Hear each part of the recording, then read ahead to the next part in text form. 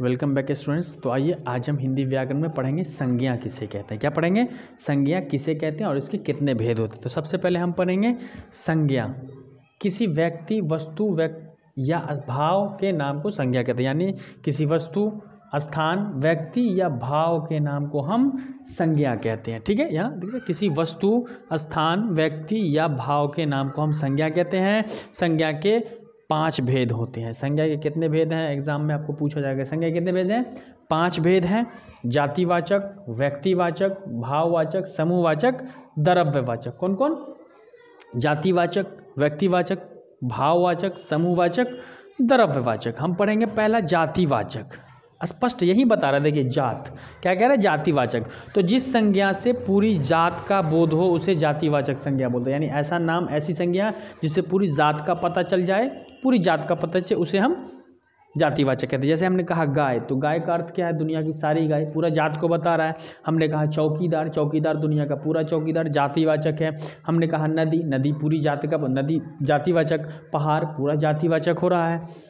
अगला है आपका व्यक्तिवाचक। यानी व्यक्तिवाचक जिस संज्ञा से किसी खास व्यक्ति, वस्तु या स्थान का बोध, यानी जिस संज्ञा से, जिस नाम से किसी खास वस्तु, खास व्यक्ति या खास स्थान का बोध हो उसे हम क्या बोलते हैं?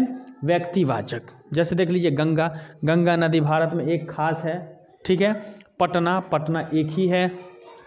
अगला है ताजमहल, ताजमहल खास है। हमने कहा दिल्ली, यहाँ दिल्ली खास है। तो यहाँ आपने देखा कि पूरा खास जो हो, कोई खास नाम हो, उसे हम व्यक्तिवाचक कहते हैं। ठीक है।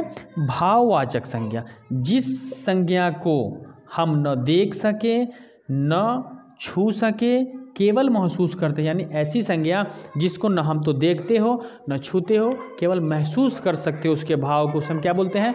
भाववाचक संज्ञा। जैसे आपका आता है बुढ़ापा, हम बुढ़ापा को नहीं देखते हैं, जो वो बूढ़ा होता है, बूढ़ा होता है। हमने कहा सच्चाई, हम सच्चाई को नहीं देखते, केवल महसूस करते हैं, हम सच्चा को देखते हैं।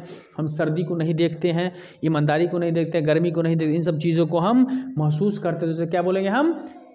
भाववाचक संज्ञा। ठीक है।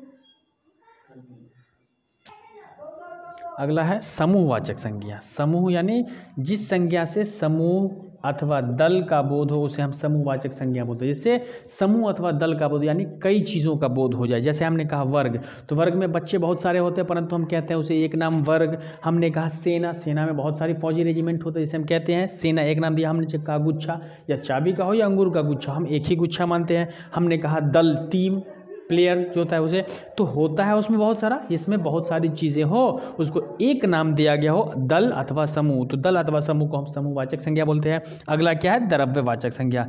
जिस संज्ञा को हम माप अथवा तौल सकें, ऐसी संज्ञा जिसको हम मापें अथवा तौले किंतु गिन न सके हो, किंतु हम उसे गिन नहीं सके, उसे हम क्या बोलते हैं? द्रव्यवाचक। जैसे हमने कहा दूध, दूध को हम माप के लेते हैं, 1 लीटर 2 लीटर तौलते हैं। हमने कहा सोना, सोना चांदी, सोना चांदी, इन सब चीज़ों को हम तौल करके लेते हैं। हमने कहा चावल जो खाने की चीज़ होती है, हमने कहा घी, तो इन सब चीज़ों को हम क्या करते हैं? तौल करके लेते हैं। तो हमने क्या कहा?